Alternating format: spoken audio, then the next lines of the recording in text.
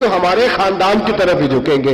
امام زین العابدین کے پاس گئے، امام زین العابدین اپنے حجرے میں بیٹھے، کہا جناب ایک بی بی حجر اسود کے ساتھ لگ گئی، آپ آئیے۔ امام زین العابدین رضی اللہ تعالیٰ عنہ نے فرمایا میں نے سنا ہے رئیس کی بیوی ہے، لوگوں کی تنگ کرتی ہے، چھڑا لے گا؟ انہوں نے کہا حضرت جی وہ بھی آیا ہوا ہے، وہ کہتا ہے اگر چھڑا سکتا ہوتا تو پہلے بھی چھڑا لیتا، مہربانی کرے۔ امام زین العابدین اٹھے، ان کے ساتھ گئے، اس بی بی سے جا کے کہنے لگے تو توبہ کرتی ہے؟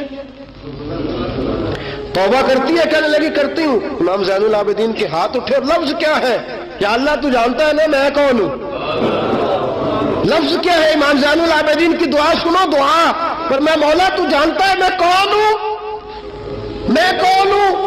راوی کہتے ہیں امام زین العابدین کی زبان پر لفظ ہے یا اللہ تو جانتا ہے نا میں کون ہوں۔ بی بی دھڑام سے پیچھے گری اور کہنے لگی اللہ اکبر، دھڑام سے پیچھے گر گئی، اللہ اکبر۔ علی کا گھر بھی کیا گھر ہے کہ جس گھر کا ہر ایک بچہ جسے دیکھو وہی شیر خدا معلوم۔ اور میرے اعلیٰ حضرت فرماتے تیری نسل پاک میں ہے بچہ بچہ نور کا، تو ہے عین نور، تیرا سب گھرانہ نور کا۔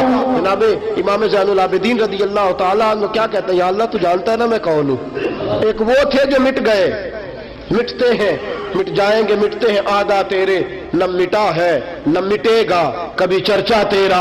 ایک وہ تھے جو مٹ گئے اور ایک یہ میرے امام کا صاحبزادہ ہے۔ اور میرے دوستو وہ جو بات میں نے پہلے کہی نا، یہ اکڑے رہے، یہ ظالم اکڑے رہے، مر گئے۔ میرے امام کا یہ صاحبزادہ، ایک صاحبزادہ مدینہ منورہ کے ایک کونے میں، ایک نکر میں ساری زندگی۔ لوگ کہتے ہیں کہ امام زین العابدین کا حال یہ تھا نماز شروع کرتے اتنی لمبی نماز پڑھتے کہ بھول جاتے سارا زمانہ۔ امام زین العابدین نماز پڑھ رہے ہیں، گھر میں آگ لگ گئی ہے، چھوٹا بچہ آپ کا چھوٹا صاحبزادہ قریب سویا ہوا ہے، امام زین العابدین رضی اللہ تعالیٰ عنہ نماز پڑھ رہے ہیں، آگ لگ گئی، بچہ قریب سویا، لوگ آئے، شور مچ گیا، آگ بجھاتے رہے، بچے کو اٹھا کے لے جاتے رہے۔ نماز کے بعد امام زین العابدین نے دیکھا، فرمایا یہ کیا ہے، یہ خاک کس قسم کی؟ انہوں نے کہا حضرت جی گھر میں آگ لگ گئی تھی آپ کو پتہ ہی نہیں۔ کہا کیوں کیا ہوا؟ کہا ہم سارا زمانہ آگ بجھا رہا تھا، آپ نماز پڑھ رہے تھے۔ فرمایا تم دنیا کی آگ بجھا رہے تھے، میں نانا مصطفیٰ کی امت پر دوزخ کی آگ بجھا رہا تھا۔ تم دنیا کی آگ بجھا رہے تھے، میں حضور کی امت کے لیے دوزخ کی آگ بجھا رہا تھا۔ تم دنیا کی بجھاتے رہے، میں دوزخ کی بجھا رہا تھا۔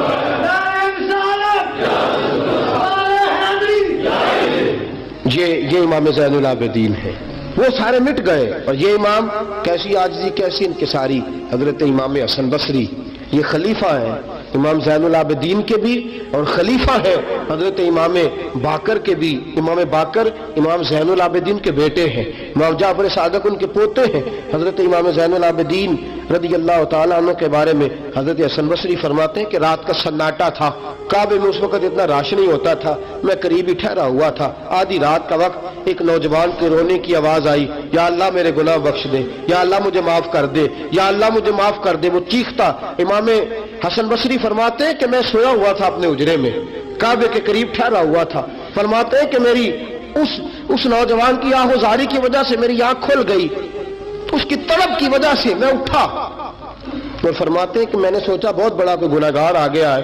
فرماتے ہیں کہ وہ کیا کہتا ہے، جب میں اٹھا ہوں کعبے کے قریب گیا ہوں کہ جا کے تسلی دیتا ہوں تو اس کی زبان سے جملہ نکلا، کہنے لگا یا اللہ مجھے قیامت میں ذلیل نہ کرنا، اے اللہ اگر میرے عمل اچھے نہیں تو مجھے قیامت کے دن اندھا کر کے اٹھانا، میں تیرے نیک بندوں کے سامنے کیا جواب دوں گا۔ فرماتے وہ نوجوان تڑپتا ہے، روتا ہے۔ حضرت حسن بصری فرماتے کہ میرے پہنچتے پہنچتے وہ اتنا بلند آواز سے تڑپنے لگا کہ بے ہوش ہو کے زمین پہ گرا۔ آپ فرماتے میں قریب گیا، اس نوجوان کے قریب گیا تو بڑی خوبصورت خوشبو مجھے آئی۔ فرماتے میرے دل میں خیال تھا تسلی دوں گا کہ بیٹا ٹھہر جا، میں بھی دعا کرتا ہوں، تو بھی دعا کر، اللہ بڑا مہربان ہے معاف کر دے گا۔ فرماتے ہیں جب میں نے اس نوجوان کے چہرے سے زلفیں ہٹائی، گرد صاف کی تو میرے پاؤں تلے سے زمین نکل گئی۔ یہ تو امام حسین کا بیٹا زین العابدین ہے، یہ تو امام حسین کا لخت جگر، علی المرتضیٰ کے جگر پارے جناب سیدہ فاطمہ کے نور نظر ہے، یہ تو حضرت شہر بانو شہزادی کے بیٹے ہیں۔ اتنی आहोजारी, इतनी तड़प, इतनी बेचैनी, इतना अल्लाह से ताल्लुक। हजरत हसन बसरी फरमाते हैं कि कदमों पे गिरा, पांव चूमे। इमाम ज़ैनुल आबिदीन की आंख खुली तो कहा हसन बसरी ना कर, तू बुजुर्ग है। तो इमाम ज़ैनुल आबिदीन उठ के बैठ गए। हजरत हसन बसरी रहमतुल्लाह ताला अलैह फरमाते हैं मेरी आंख निकल गई, आंसू मेरे बह गए। मैंने कहा ज़ैनुल आबिदीन कहां से दिल लेके आए हो तुम लोग, और कहां से संवारा है खुदा ने तुम्हारे खानदान को। सारा कुछ दे भी देते हो अल्लाह की राह में, सारा कुछ लुटा भी देते हो, सारा कुछ कुर्बान भी कर देते हो, अपने लिए रखता भी कुछ नहीं, और फिर भी माफिया ही मांगते फिरते हो, फिर भी माफिया ही मांगते फिरते हो, फिर भी रोते फिरते हो, फिर भी बारगाह खुदाबंदी के अंदर आहुजारियां करते रहते हो। हजरत हसन बसरी रहमतुल्लाह ताला अलैह फरमाते कि वो जमाना मैंने इमाम ज़ैनुल आबिदीन का देखा। मेरे दोस्तों वो तो मिट गए, अकड़े रहे ना, मिट गए। करबला के बाद वो मिट गए, मेरे इमाम को मिटाने वाले। लेकिन इमाम ज़ैनुल आबिदीन, मेरे इमाम का एक साहबजादा बचा था, लेकिन उन्होंने रूहानी खिलाफत का आगाज कर दिया। पूरी दुनिया में मेरे इमाम ज़ैनुल आबिदीन का फैज है, जिस्मानी भी है, रूहानी भी है, इल्मी भी है। इमाम ज़ैनुल आबिदीन ने जिंदगी पूरी गुजार दी एक कोने में लग के। इमाम ज़ैनुल आबिदीन किसी सियासी काम में कभी मुदाखलत नहीं। हजरत इमाम जाफर सादक का जमाना आया तो फिर बादशाह ने बुलाया इमाम जाफर सादक को, और ये इमाम जाफर सादक वो बुजुर्ग है कि हजरत इमाम आजम अबू हनीफा रहमतुल्लाह अलैह इमाम जाफर सादक के मुरीद है, उनके मुरीद है, उनके खलीफा है। हजरत इमाम जाफर सादक को बुलाया, और जब सैयदना इमाम जाफर सादक रहमतुल्लाह अलैह रज़ी अल्लाह अन्हु पहुंचे तो आपने शानदार लिबास पहना, और आला किस्म का जुब्बा पहना, आला किस्म की पगड़ी बांधी, हाथ के अंदर असा पकड़ा।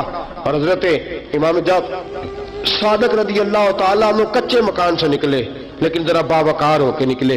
दरबारे बादशाह, दरबारे खिलाफत में पहुंचे, अपनी खुंडी को, अपनी छड़ी को हिलाया। मैं क्यों बुलाया मुझे?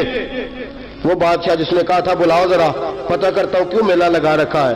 फिर भी बादशाह डरते रहते हैं, फिर भी डरते हैं कि अगर इन रूहानी लोगों ने इशारा किया तो सारी दुनिया इनके पीछे निकल पड़ेगी। बुलाओ, क्यों मेला लगाए रखा है? जब बादशाह के सामने पहुंचे तो बादशाह देखा क्या बात है, क्यों बुलाया था मुझे? कहने लगा हुजूर गलती हो गई। आज के बाद इमाम जाफर सादक बाहर निकले तो बादशाह के वारी कहने लगे तू बड़ी बातें करता था, डिंगे मारता था, बढ़ के मारता था, बुलाओ इमाम को पूछ लेता हूं क्या हुआ। कहने लगा यार पता नहीं क्या बात है, जब नहीं होते तो बात निकलती है, जब सामने आ जाते हैं तो मुंह के अंदर से जुबान बोलती नहीं है। जब सामने आते हैं तो क्या रोब है, क्या रोब है। असल उसे समझ नहीं थी कि तेरी नस्ल पाक में है बच्चा बच्चा नूर का, तेरी नस्ल पाक में है बच्चा बच्चा नूर का, तू है ऐने नूर, तेरा सब घराना नूर का। हजरत इमाम जाफर सादक बाहर निकले तो आपका खादिम घर जाकर कहने लगा इमाम साहब आला किस्म का लिबास, लोग बातें कर रहे थे, इतना बड़ा कीमती लिबास, लोग गुफ्तगू कर रहे थे। तो हजरत इमाम जाफर सादक ने कमीज उतारा, नीचे टाट का लिबास था, फरमाया ये जो ऊपर पहना है ये मखलूक को दिखाने के लिए है, और जो अंदर पहना है वो रब को दिखाने के लिए है। अंदर अल्लाह को दिखाने के लिए टाट का है, लेकिन मखलूक को दिखाने के लिए मैंने आला लिबास पहना है। इनके दिल में ख्याल ना आए कि रसूल पाक के अहले बैत शायद कमजोर हो गए हैं, इसलिए डरते और सहमे हुए आते हैं। मेरे नबी के खानदान ने उस वक़्त से लेकर ता दम आखिरी आज तक एक पूरा किरदार अदा किया है। सादात का दीन में एक पूरा किरदार रहा है, तहरीर के मामलात में, तकरीर के मामलात में, तदरीस के मामलात में सादात का पूरा किरदार रहा। वक्त गुजरने के साथ साथ कभी सैयद गौसे आजम की शक्ल में आए, और कभी सैयद मोइनुद्दीन चिश्ती अजमेरी की शक्ल में आए, और कभी सैयद अली हजवेरी दाता गंज बख्श की शक्ल में आए, और कभी ये सैयद हजरत शाह आले रसूल मारहरवी की शक्ल के अंदर आए, और कभी ये सैयद मीर अब्दुल वाहिद बिलगरामी की शक्ल में आए। ये सादात आते रहे, अपने अपने दौर में चमकते रहे, अपने अपने दौर में दीन का फरीजा सर अंजाम देते रहे। इन्होंने फिर एनाने हुकूमत वालों को कहा कि ठीक है, अगर तुम समझते हो कि इस तरह हमें दीन नहीं फैलाने देते تو ہمیں اللہ نے توفیق دی ہے، ہمیں اللہ نے طاقت دی ہے، اللہ نے ہمیں روحانیت دی ہے، ہم اس روحانی طرز کے ساتھ دین پھیلائیں گے۔ میرے دوستو، اگرچہ قوت اور اقتدار بھی ہمیشہ انہی کے پاس رہا، کربلا میں جو بھی آیا، آپ دیکھ لیجئے نا، یزید کے 14 بیٹے بتائے جاتے ہیں، کوئی بھی نہیں کہتا میں یزید کی اولاد میں سے ہوں۔ امام زین العابدین ایک ہی بچے تھے نا کربلا میں، آپ کو گلی گلی سید ملیں گے، نگر نگر سید ملیں گے، جگہ جگہ رسول پاک کی اولاد ملے گی۔ میرے دوستو یاد رکھنا، جو ظلم کرتا ہے اور ظلم میں بڑھتا ہے وہ بچتا نہیں، اس کا نام مٹ جاتا ہے، اس کا کردار نفرت کی علامت بن جاتا ہے۔ زندگی آپ بھی گزار رہے ہیں، وقت میں بھی بتا رہا ہوں، یاد رکھنا، خیال رکھنا، اگر ظالم بنو گے تو مٹ جاؤ گے، اگر ظالم بنو گے تو ختم ہو جاؤ گے، اگر ظالم بنو گے تو تمہارا نام لینا لوگ پسند نہیں کریں گے۔ ظلم کا نشان بن کے نہ رہنا، محبت کی علامت بن کے رہنا۔ اگر کبھی مار بھی کھانی پڑی تو وقتی طور پہ کھا جانا، تھوڑی دیر کے لیے مار کھا کے دیکھنا، کبھی کبھی مار کھانے میں بھی بڑی عزت ہوا کرتی ہے، کبھی کبھی مار کھانے اور برداشت کرنے میں بھی بڑا وقار ہوتا ہے، کبھی یہ بھی کر کے دیکھو، اس میں بھی ایک ذائقہ ہے، اس میں بھی ایک لطف ہے۔ میرے عزیزوں، جو ظلم کرے گا نہیں رہے گا، جو ظلم کرے گا اگر کتنے بھی اس کی ہاں اولادیں ہو جائیں اس کا نام نہیں چلے گا۔ جو محبت کرے گا، جو مار کھائے گا، خواجہ معین الدین چشتی نے بڑی مار کھائی، داتا علی اجمیری نے ہندوؤں سے بڑی مار کھائی، حضرت غوث پاک جیلانی کو بڑا ستایا گیا، یہ مار تو کھاتے رہے لیکن پیغام حق پہ ڈٹے رہے۔ جسے مار کھانی آ جائے، مار کھانی، بلکہ مولا رومی فرماتا ہے جسے کٹنا آ جائے وہ بچ جاتا ہے، جسے قربان ہونا آ جائے اسے عزت مل جاتی ہے، جو برداشت کرنا سیکھ جاتا ہے وہ محبت کی علامت بن جاتا ہے۔ میدان کربلا نے یہ سبق دیا کہ اگر وقتی طور پہ مار کھانی پڑی تو ذرا کھا کے دیکھنا، لیکن کھانا حق کے رستے میں، کھانا حق کے رستے میں۔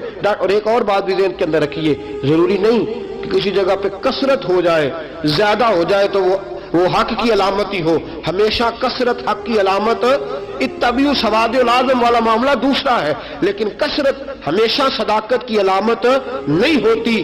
یزید کے ساتھ تھے تو بہت زیادہ، لیکن کبھی بھی دل کے ساتھ انہوں نے یزید کی سپورٹ نہیں کی، تھے بہت امام حسین کے ساتھ، اس وقت تو تھوڑے تھے، لیکن ذرا آج تک دیکھیے کتنے ہیں جو امام حسین سے پیار کرتے ہیں، میدان کربلا سے لے کر آج تک۔